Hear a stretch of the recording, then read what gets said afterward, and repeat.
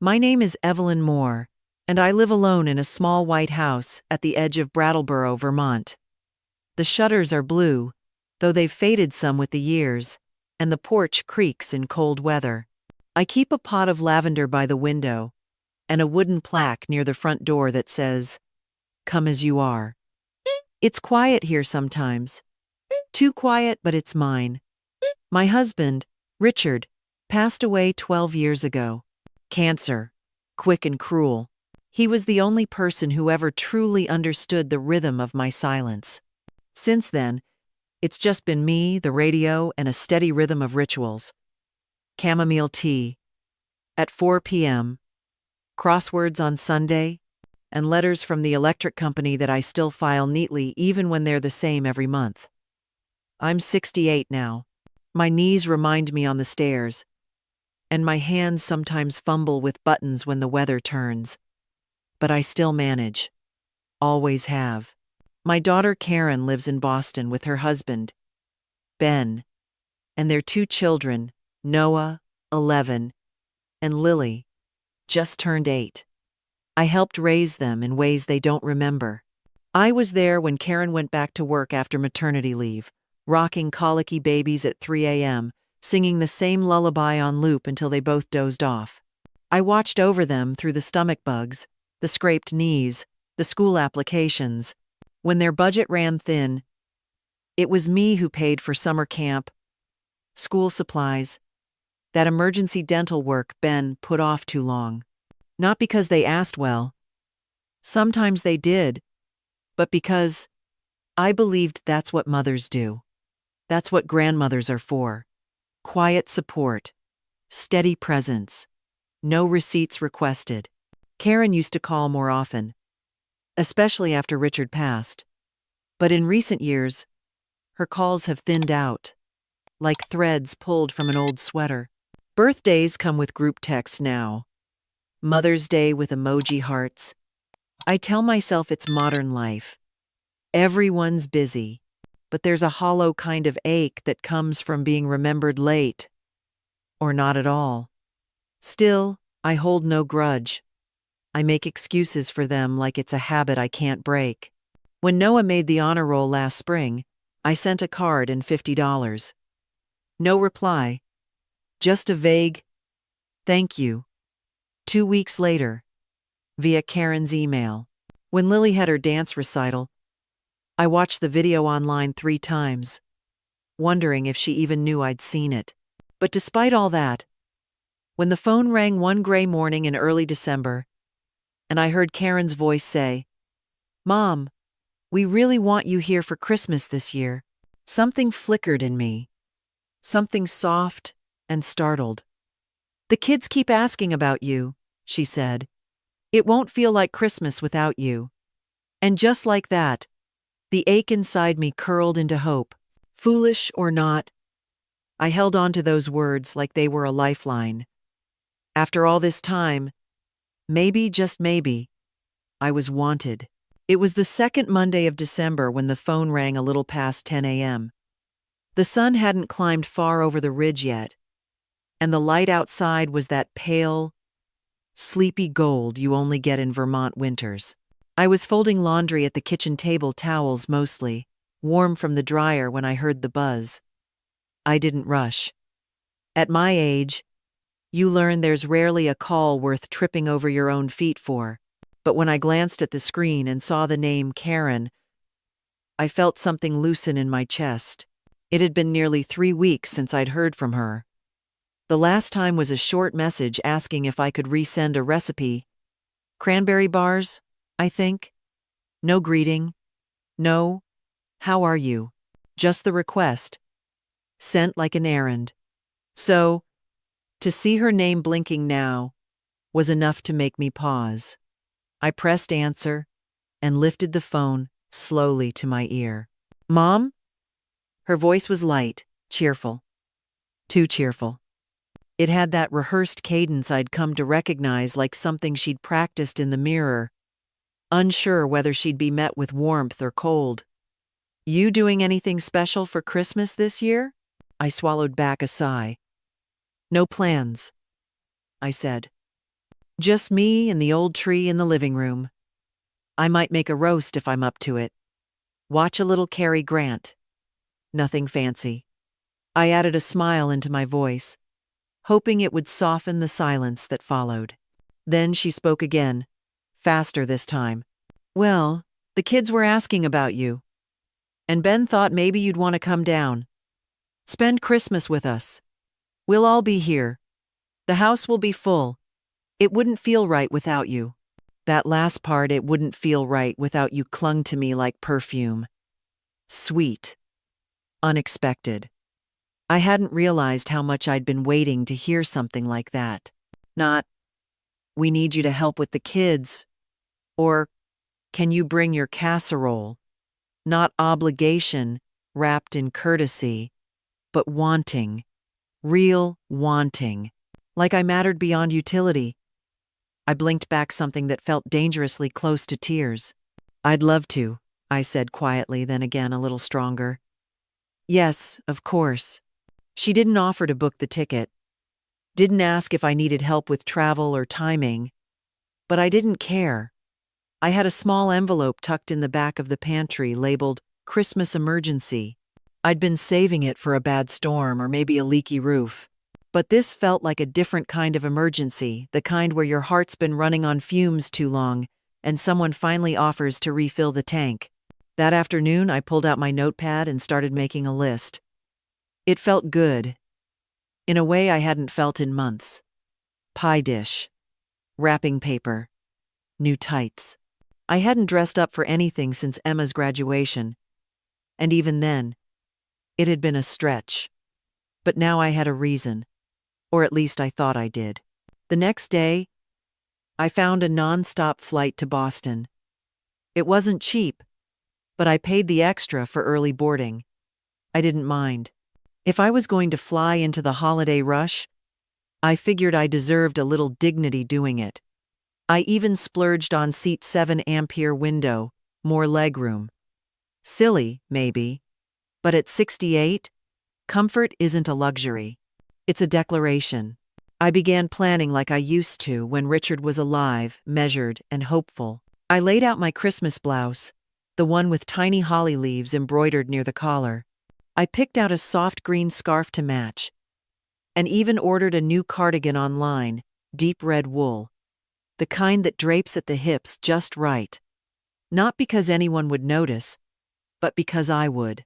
Because I wanted to walk through that airport looking like a woman expected. Like someone's family. At the bookstore downtown, I found a journal with gold edges and a navy blue cover. I bought it for Lily. She was always scribbling something in old notebooks whenever we video chatted. For Noah, I picked out a set of mini puzzles, the kind you twist and solve with your hands.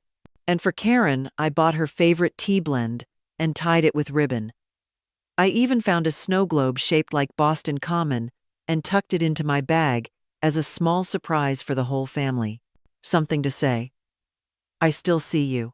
3 days before the flight, I baked a batch of shortbread cookies and set them carefully into a tin lined with wax paper. I even pressed the edges with a fork, just like my mother taught me. I wrapped each gift in silver paper and labeled them neatly, making sure the handwriting was steady. Presentation matters, especially when you feel forgotten. I packed early, checked the forecast, even arranged for my neighbor, Jeanette, to check the mail and water the plant in the foyer. I told no one else I was going. Part of me feared if I spoke it too loudly, it might fall apart.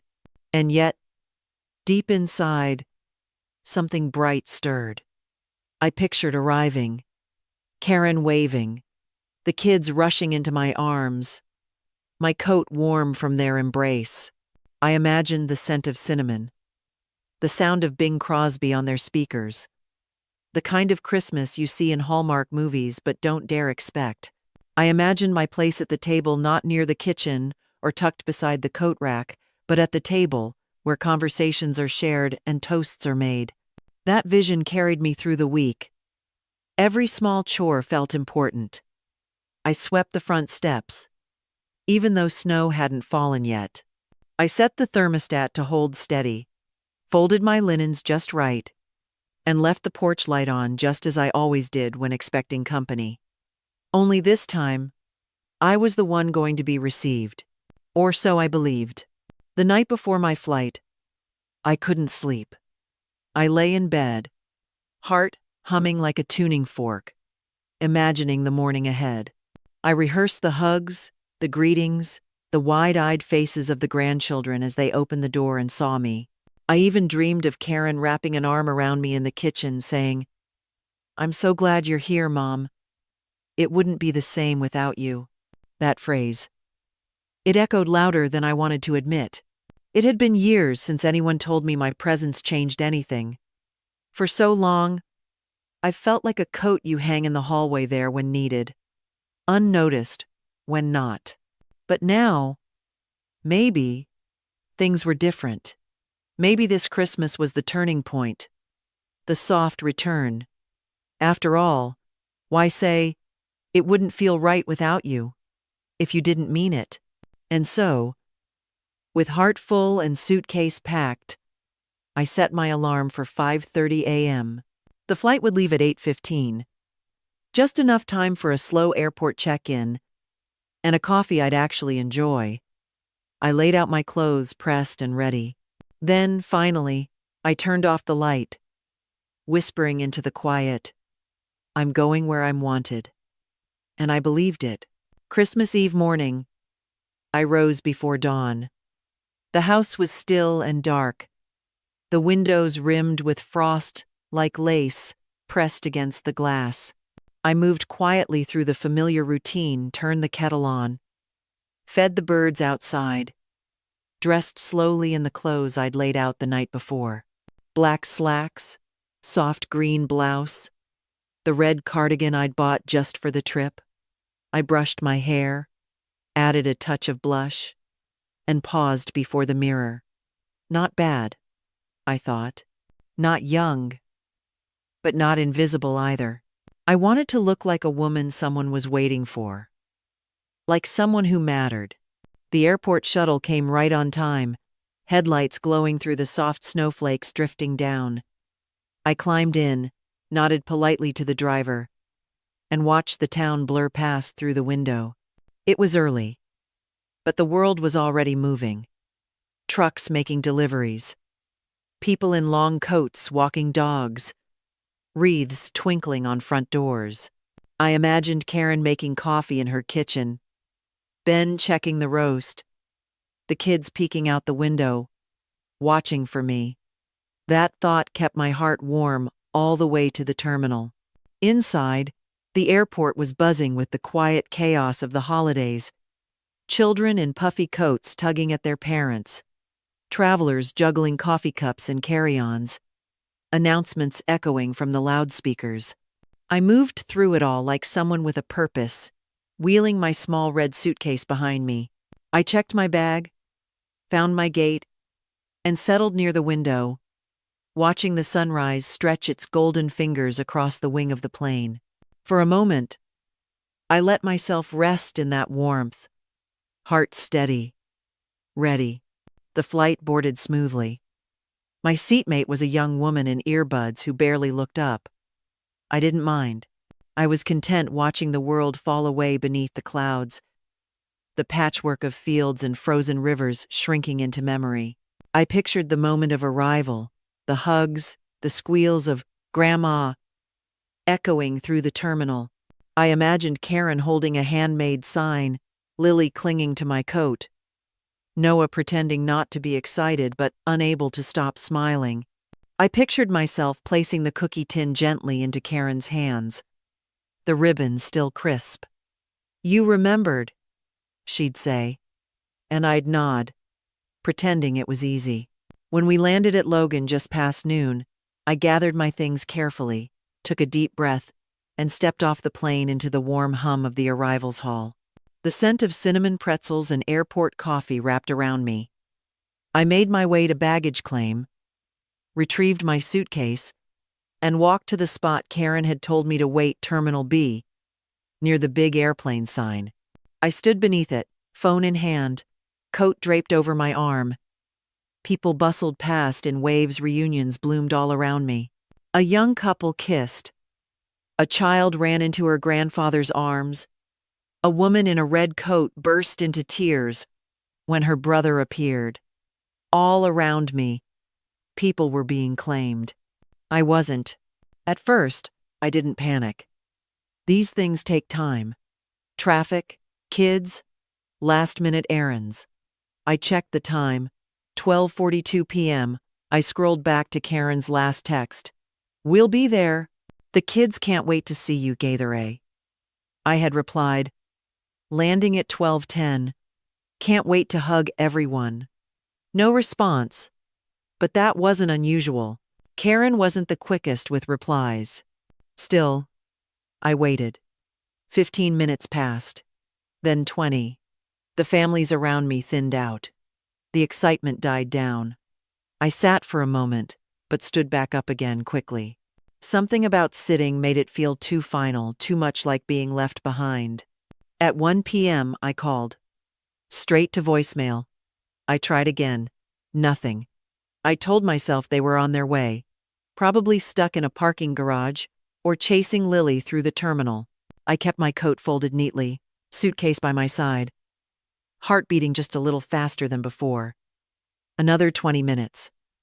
I checked social media, not because I expected anything, but because that's often where my family posts before they think to call.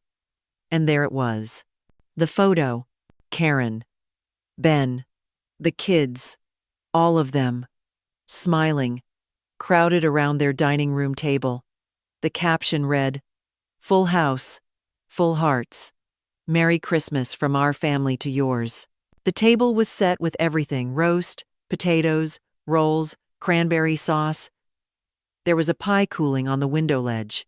Everyone looked warm, happy, glowing in the soft light of the home I was supposed to be in. There was no sign of me, no empty chair, no plate set aside, no mention of delay or confusion, just joy. Without me. My breath caught in my chest. I stared at the photo until the screen dimmed. Then I turned it face down and tucked it into my coat pocket. My hands were trembling, not from anger, but from a slow unraveling. I had hoped.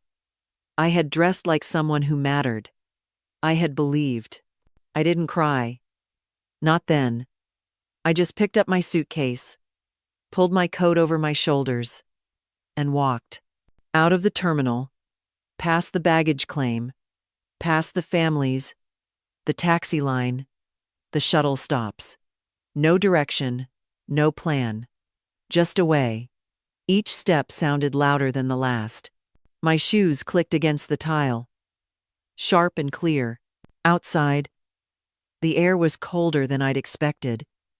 Wind cut through the seams of my coat. But I didn't stop. Half a mile from the terminal, just past a row of rental car booths and a closed newsstand, I saw it.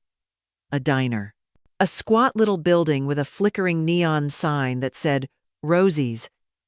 The windows were fogged with warmth. Paper snowflakes taped along the glass. Inside, I saw booths. Red vinyl, old menus laminated, and peeling at the corners. I opened the door and stepped into the scent of coffee, butter, and something sweet. A waitress looked up from behind the counter. "Merry Christmas, Ann," she said without hesitation. "Same to you," I replied. My voice held steady. I took a booth by the window. My suitcase sat beside me like an obedient dog. I ordered a slice of apple pie and a cup of tea.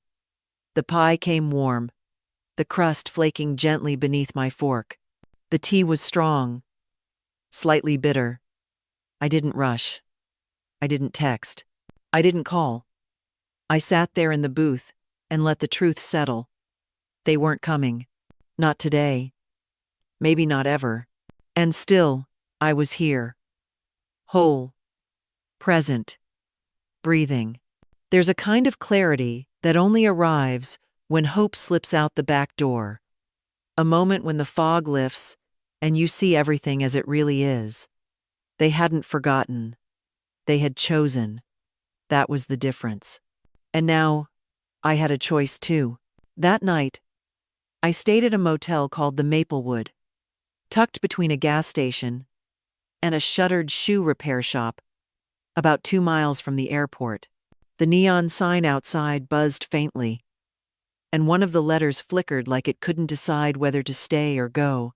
Inside, the carpet was thin, the walls were beige, and the air smelled like lemon-scented cleaner and something older underneath. Dust, maybe, or disappointment. The man at the front desk handed me a key card without asking questions. He didn't need to. I must have looked exactly like what I was. A woman who didn't have anywhere else to go on Christmas Eve. Room 106 was at the end of the row. It had one bed, 2 mismatched lamps, and a small television bolted to the dresser. There was a coffee maker with 1 packet of grounds and a plastic-wrapped cup. The curtains didn't close all the way, so the orange light from the parking lot spilled in and laid itself across the foot of the bed. I stood in the doorway for a moment, taking it all in, suitcase in hand, shoes damp from the slush. This was not the place I had imagined myself spending the holiday. Not the scene I had dressed for. Not the future I had folded my good cardigan into a suitcase for. But it was real. I set my things down gently, took off my coat, and sat on the edge of the bed. The mattress sagged a little in the middle. Like it, too, had grown tired of holding weight. I stared at my hands for a while, not wringing them, just noticing the faint blue veins beneath the skin, the knuckles stiff from years of use, the way the wedding band still fit, though the man it belonged with had been gone over a decade. I thought about calling Karen, but my phone remained in my coat pocket, face down, silent, still carrying that photo cheerful faces, full plates, and no space left for me. The tears didn't come, not even then. Not because I wasn't hurt, I was. But the ache had shifted into something else heavier, older, almost familiar. It was the same feeling I'd had the year they forgot my birthday, and the time they moved Thanksgiving to Ben's sister's house and told me the day before. I'd always swallowed those things, told myself it wasn't personal, that they were busy, that I was overthinking. But now, sitting in that motel room under the thin hum of a flickering light, I stopped making excuses. I saw it all clearly, as if someone had wiped the window clean after a storm. This wasn't a one-time oversight. It wasn't a scheduling mishap or holiday stress. It was a pattern, a slow, silent erasure of me from their lives. One missed call, one last-minute invitation, one group text at a time. I had mistaken proximity for belonging, obligation for love. I had believed that because I gave, I was part of something. But the truth was harder and simpler. I was convenient, not cherished. I got up and turned on the coffee maker, just to have something warm to hold.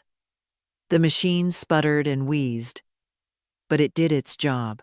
I sat cross-legged on the bed, motel cup in hand, and reached for my notebook, the one I use for grocery lists, appointment reminders, and thoughts I never say aloud. I flipped to a fresh page and wrote slowly, deliberately, I am not spare. I am not extra. I am not a side dish at someone else's table. The words sat there, stark against the white paper. I underlined them once. Not for drama, not for effect, but because they were true. I read them again, then closed the notebook gently and set it beside the lamp. That sentence would stay with me. I didn't know what would come next. Not exactly. But I knew one thing with a certainty that felt like steel in my spine. I would not ask to be remembered again. The next morning, I woke before the sun. Habit, I suppose. My body still thinks it needs to make breakfast, to set out plates, to move before the world does. I lay in the dark for a while, listening to the heater kick on with a thud, listening to the hush between passing cars. At 6:10 a.m., I swung my legs over the edge of the bed and stood up. The floor was cold, the bathroom tiles colder. I splashed my face, brushed my hair, applied a swipe of lipstick. Not for anyone else, just for me. A small act of dignity in a room no one else would see. By 7:30, I had dressed, packed, and checked out. The man at the desk didn't look up from his tablet as I handed him the key. That was fine. I wasn't looking to be seen by him. Outside, the air was sharp and clean, and the sky was that brittle shade of winter blue that almost feels like glass. I pulled my suitcase behind me and walked without rushing. I didn't go to the airport right away. There was something else I needed to do first. About half a mile from the motel, I found a small postal annex wedged between a donut shop and a dry cleaner. The windows were fogged up, and the bell above the door jingled as I stepped inside. It smelled like tape and cardboard and faint peppermint. I walked up to the counter and asked the young woman behind it. Her name tag said Marcy for an envelope, a pen, and one stamp for a letter going to New Hampshire. I addressed it by memory. Emily Barnes, 94, Hawthorne Lane, Nashua, New Hampshire. My granddaughter. Karen's daughter from her first marriage. The one person in the whole family who still called me Nana and meant it. Who sent me pictures of her garden, her cat, her nursing school acceptance letter. The one who had asked me, not long ago, Nana, how did you survive being forgotten? That question had stuck with me. I hadn't answered her then, but now, maybe I had something to say. I pulled out the page from my notebook and copied it neatly onto stationery from the store. Emily, this Christmas didn't go as planned. I flew across the state to be at a table I was never meant to sit at, but I found something in the silence that surprised me. Not grief, not bitterness, clarity. And in that clarity I found myself again. You once said I was your safe place. That meant more to me than almost anything in this world. Thank you for seeing me not for what I give, but for who I am. That's love. That's family. I signed it. Love always, Nana. Slipped it into the envelope, sealed it, and handed it back to Marcy with a nod. As she pressed the stamp into place, I felt something shift, a kind of exhale I didn't realize I'd been holding for years. By mid-morning, I was back at the airport. I booked a return flight home not because I had nowhere to be, but because I was finally ready to return to myself. Same airline, same red suitcase, but not the same woman who had boarded 2 days earlier with arms full of gifts and heart full of hope. This woman walked slower, but straighter, carried no expectations. Just a second slice of pie in a paper bag from Rosie's Diner and a notebook with a truth finally written down. And that was enough. The morning after I returned home, I stood in my kitchen with the kettle boiling, and a silence so full it felt like music. The suitcase sat in the hallway, still zipped, still carrying the cardigan I hadn't worn and the gifts I hadn't given. The tin of shortbread cookies rested untouched on the counter. The labels were still affixed, each one in my careful handwriting. To Noah, love Nana. To Lily, with love. To Karen and Ben, Merry Christmas. I didn't cry when I looked at them. I just felt something settle inside me. A decision, not born of anger, but of understanding. A still, solid knowing that after years of waiting to be seen, I had reached the end of my patience and the beginning of my self-respect. By 8:45 a.m., I was dressed and out the door. The streets of Brattleboro were quiet, dusted with leftover snow that had turned gray near the curbs. I wore my old brown coat, the one with the soft collar, and carried a folder in my handbag. One I had started filling years ago with papers I thought I might need someday. Account information, notes on insurance, scribbled lists of passwords. That morning, I added something new. A page from my notebook that read, "It's not selfish to protect what's left of you." At the bank, the teller greeted me with a polite smile, the kind reserved for older women who come in to make careful withdrawals or ask about interest rates. His name tag read Dylan, and he had kind eyes. "Good morning, Mrs. Moore. How can we help you today?" "I'd like to speak with someone about my accounts," I said. "All of them." He blinked, nodded, and asked me to wait just a moment.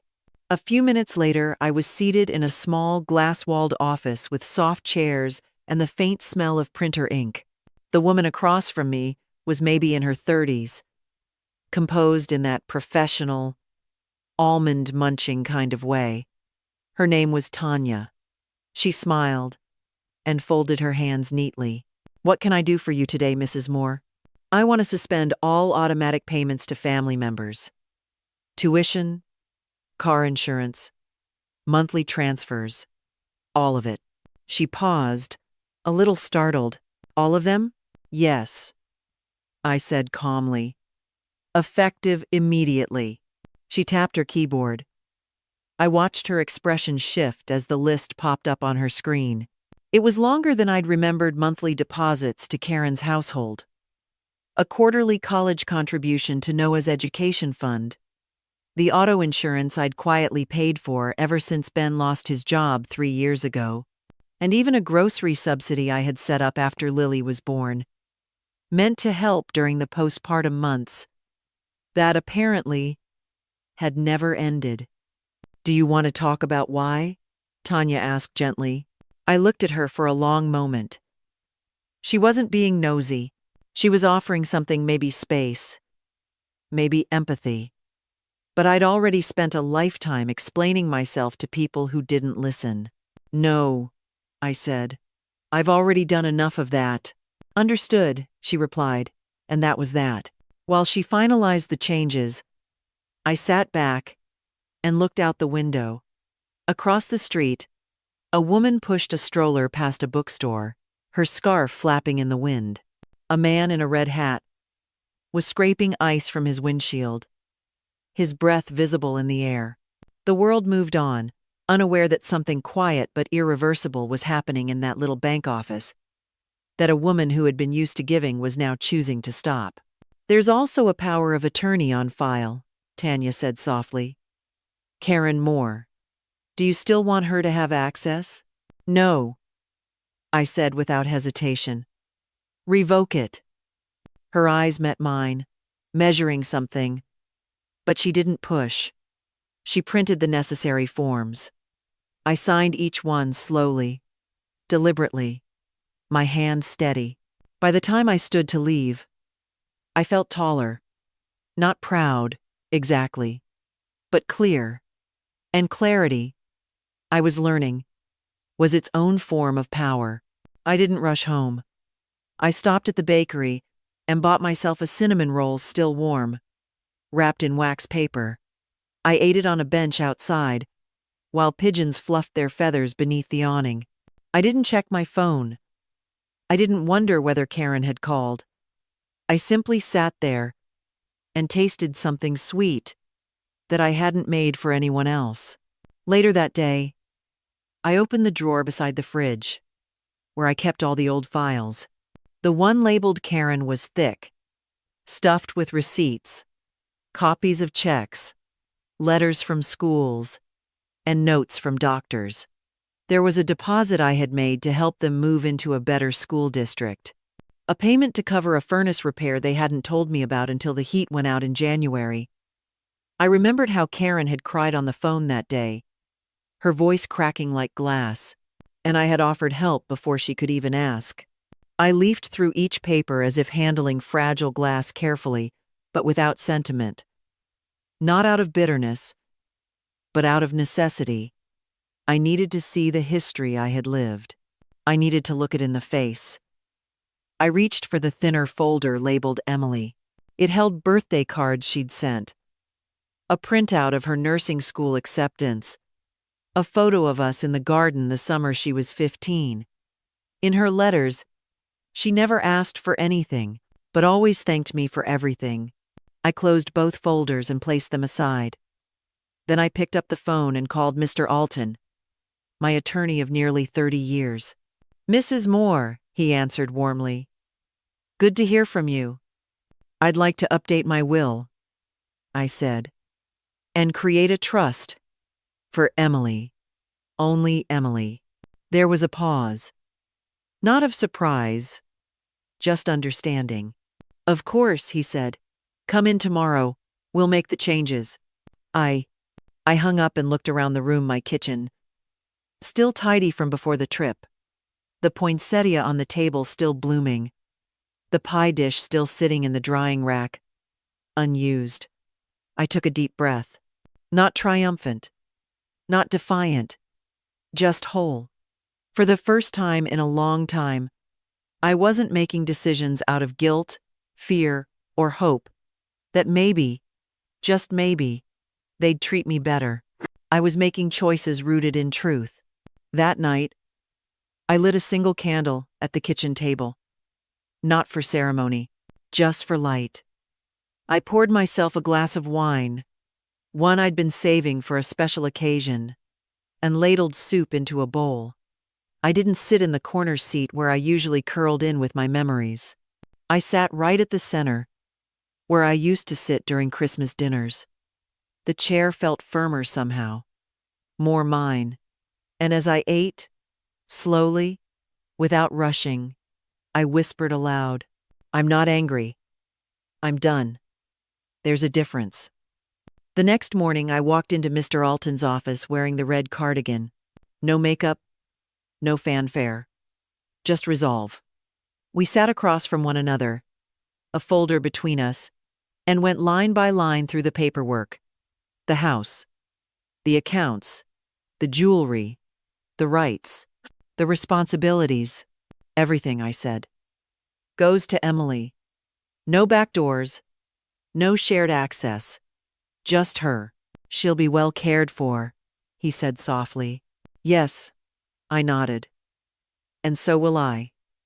Now, when we finished, he asked if I wanted to write a letter of intent to attach to the file. "Yes," I said.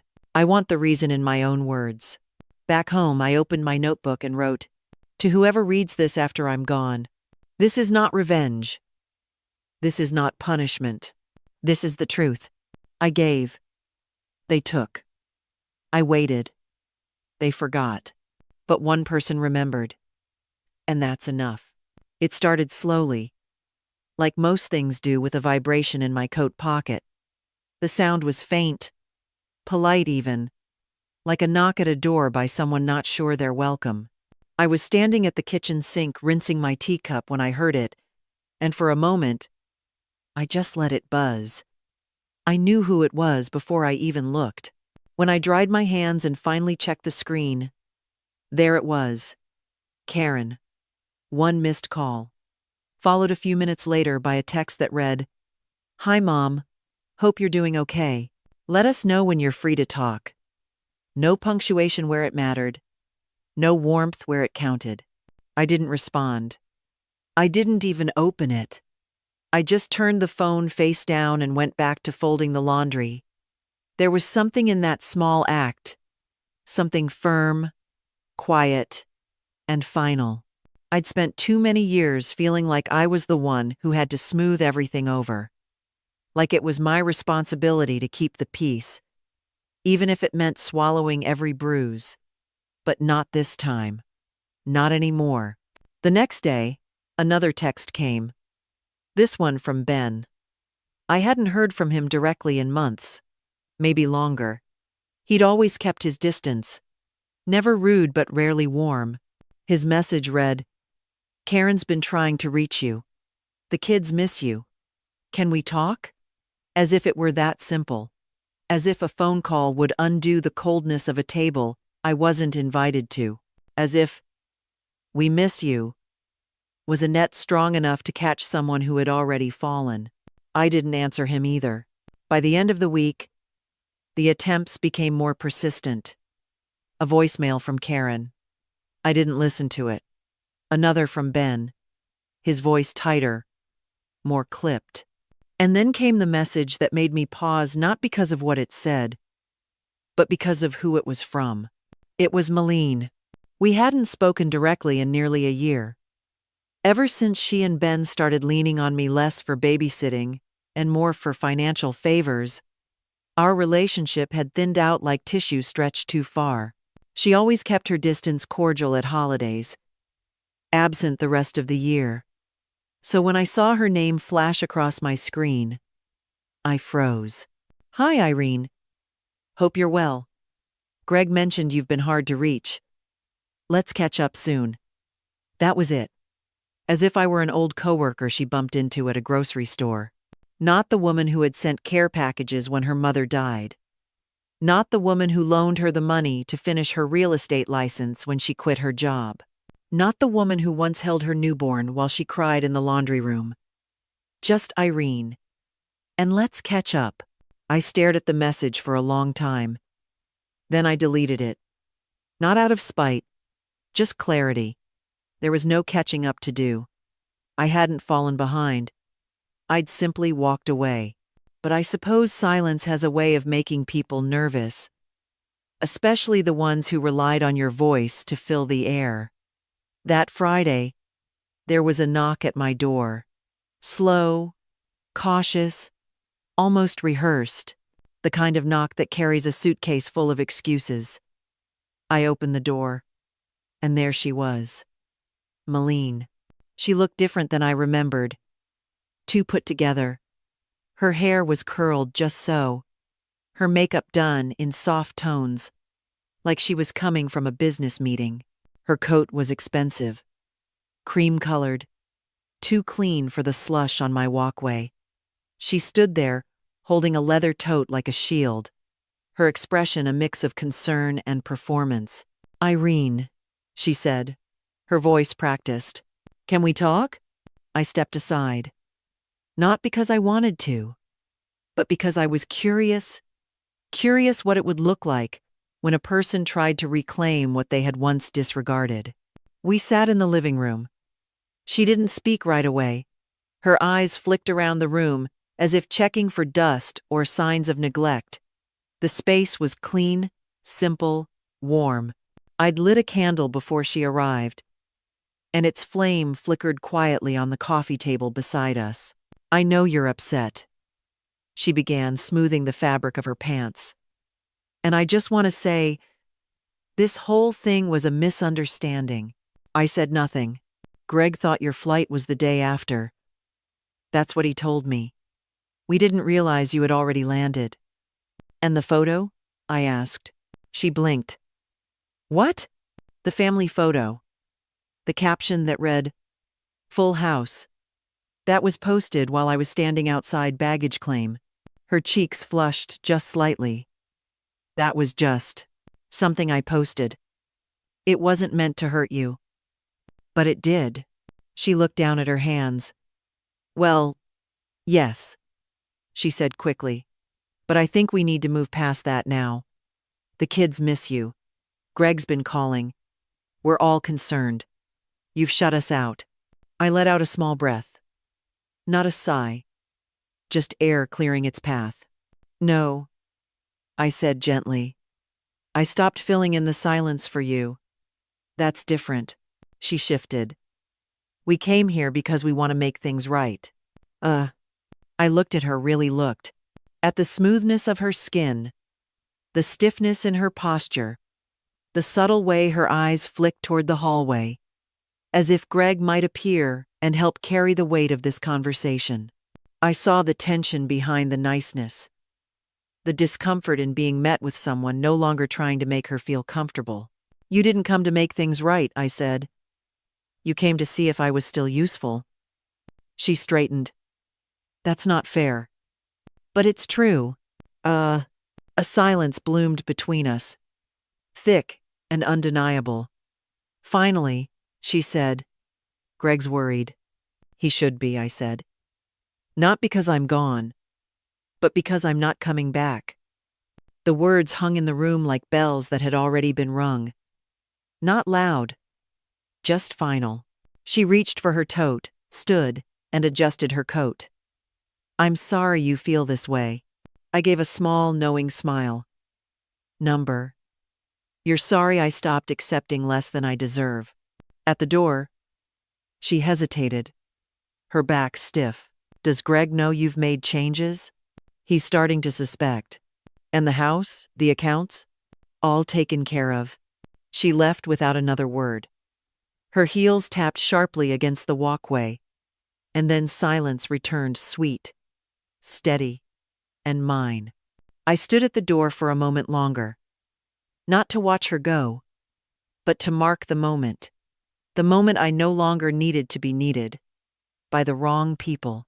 That night, I lit a candle, one for stillness, for strength, for not answering the phone just to soothe someone else's guilt. I sat at the kitchen table, opened my notebook, and wrote a single line. You don't have to be angry to be done. And I was. Fully, completely, without apology. The call came just after lunch on a Sunday. I was still in my slippers, puttering around the kitchen with a dish towel over one shoulder, when the phone rang. This time, when I saw the name on the screen, Emily Barnes, my chest filled with something warm and solid. I answered on the first ring. Hi, Grandma, she said, breathy and a little nervous, like she wasn't sure if she'd catch me at a good time. Hi, sweetheart, I replied, already smiling. My voice steadied without effort. There was a pause, a hesitation on her end that hummed with emotion. I got your letter, she said, finally. I didn't know what happened until I saw it. Dad told us you canceled your flight, that you weren't feeling well. Of course he did. I was there, Emily, I said softly. I landed. I waited. I stood at the arrivals terminal in my best cardigan, and I saw the photo, the one with the caption that said, Full House. Silence bloomed between us. Not the cold kind, the kind that holds grief gently. I'm so sorry, Grandma, she whispered, her voice catching. I had no idea. I should have called, should have checked. You didn't know, I said. You weren't the one who made that choice. We stayed on the line, just breathing for a moment. And then, like a tide turning, she said, Can I come visit? Next weekend. I've got a break from clinicals. I could take the train. It had been so long since someone offered to come to me. Not out of obligation. Not because they needed something, but simply to be here. I felt that offer bloom like a flower in the chest. Of course, I said. The guest room is ready. I'll bring the chessboard, she added. You still play? I never stopped, she said. You taught me to think 3 moves ahead, remember? I did. I remembered everything. The following Saturday, I stood at the train station wrapped in my warmest coat. A scarf looped twice around my neck, a paper bag in hand. Inside it, a sandwich, an apple, a small thermos of chamomile tea, just in case she hadn't eaten. The platform smelled like diesel and wet leaves. I checked the arrival board again, even though I didn't need to. The 11:37 from Worcester was running on time. When the train finally pulled in, my heart picked up in a way it hadn't in months. And then there she was, stepping off the car in an oversized hoodie and jeans, her dark curls tucked under a knit beanie, a worn canvas bag slung over her shoulder. She looked older than the last time I'd seen her, more grounded. But when her eyes found me, she lit up. And just like that, she ran. Grandma! She called out, and wrapped her arms around me tight and true. Hi, baby, I whispered into her shoulder. You're here. Ugh. We drove home in comfortable silence, the kind that only exists between people who have nothing to prove. She gazed out the window, watching the town pass by like she was trying to memorize it again. I drove slowly, letting her take it in the snow-dusted rooftops, the quiet streets, the wreath still hanging on the firehouse door. At the house, she set her bag in the guest room, then wandered back into the living room like she'd never left. She curled up on the corner of the couch with the ease of someone who had always belonged. The chessboard sat waiting on the coffee table. I brewed us a fresh pot of tea and brought out the cookies I hadn't had the heart to serve anyone else. We played 2 games. She won the first cleanly, confidently. I won the second, and she laughed when I executed a sneaky little bishop move she hadn't seen coming. "That's the grandma I remember," she said, nudging her mug toward mine in a gentle toast. Later, we sat at the kitchen table, the afternoon light slanting through the curtains. The poinsettia I'd bought the week before was still alive, its red petals bright against the pale wood. Emily traced the rim of her mug with one finger. "I read your letter again on the train," she said. "I've never seen you write like that before." "I've never needed to," I said. "I used to think being quiet was a kind of grace, but now I think it just made me easy to overlook." Emily looked up, her eyes steady. "I never overlooked you." "I know, sweetheart." She hesitated. "Dad doesn't know I'm here." "I figured. He called a couple nights ago," she said. "Asked if I'd seen you since Christmas. I didn't lie. I just said we hadn't talked yet." "That was kind." She shook her head. "It wasn't kindness. It was exhaustion. I'm tired of pretending things are normal." That surprised me. Emily had always been the peacekeeper in a family that preferred polished surfaces to messy truths. Hearing her say that not as rebellion, but as fact made something inside me settle even deeper. "You don't have to pretend here," I said. "Not ever." She smiled, nodded. "Neither do you." That evening, she offered to make dinner. I sat at the kitchen island while she cooked pasta with spinach and garlic, simple and warm. I grated cheese while she told me about her professors, her cat's latest antics, the paper she was writing on end-of-life care. We laughed too hard at parts of the conversation that weren't even that funny. But it wasn't the punchlines, it was the feeling, the mutual presence, the quiet gift of being seen. After dinner, we sat on the couch with our tea, a blanket shared between us. The fireplace glowed softly, and for once, I didn't feel like I was holding the world together with one hand and giving with the other. I just existed, with her. "I don't want to lose you," she said suddenly, voice small and real. "You won't. Promise." "I can't promise forever," I said gently. "But I'm not going anywhere yet." She rested her head on my shoulder. "Good. I'm not ready to say goodbye to the only person who's ever seen all of me." I come.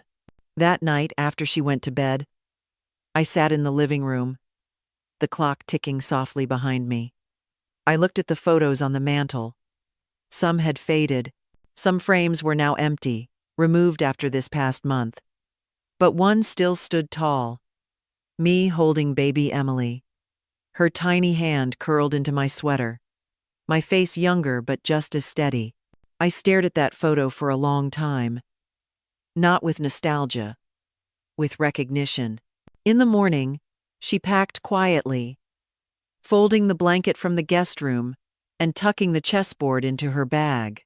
I handed her a container of leftover pasta, a scarf I'd knitted last winter, and a kind of love I didn't have to explain. She kissed my cheek and waved from the train window as it pulled away, her breath fogging the glass. I stood on the platform until the train was gone. Then I went home. The house was quieter than usual, but not empty. It carried her warmth like a coat left behind. I moved slowly through the rooms, touching things lightly, and when I reached the kitchen, I opened the drawer again, not for the files this time, but for the yellow notepad. I wrote 2 lists. Things I no longer owe. Explanations. Second chances to people who waste first ones. Apologies for taking up space. A seat at a table that won't make room. Things I still have. My name. My peace. My mind. My granddaughter's voice saying, "Stronger." I folded the list and taped it to the inside of the cabinet door beneath the sink, right beside the dish gloves and the extra sponge. A strange place for a declaration of strength, but perfectly mine. That night, I set the table for one. Lit 2 candles, not for guests, but because I was worth the glow. I ladled out soup, took a sip of tea, and whispered, not for drama, not for anyone else to hear, but simply to remind myself, I'm still here. Ugh, and I was. December closed in quietly, like a door softly swinging shut on an old room. I spent the first Sunday of the month stringing 2 lines of warm white lights along the porch railing, not for show, not for the neighbors, but for me. I hung a pine wreath with a red ribbon on the front door and let it be enough. I didn't bring the big plastic tubs down from the attic. No stockings, no special guest towels, no folding chairs dragged from the garage to make room for people who never came. This year, I decorated not out of tradition, but intention. I wanted the house to glow for me for once. Inside, I put the kettle on and turned on the old radio. Jazz floated through the kitchen while I sliced an orange and dropped the peels into a small pot to simmer with cloves and cinnamon. The scent drifted through the rooms like memory, only this time it didn't ache. It warmed. I didn't need a big dinner or an overflowing table to feel whole. I had one place set, 1 cup of tea, and a sense of stillness I had never earned by people-pleasing. When the phone rang later that evening and I saw Greg's name, I answered not because I owed him, but because I didn't fear him anymore. His voice was thinner than I remembered. Tentative. "Mom," he said. I saw the paperwork from the attorney.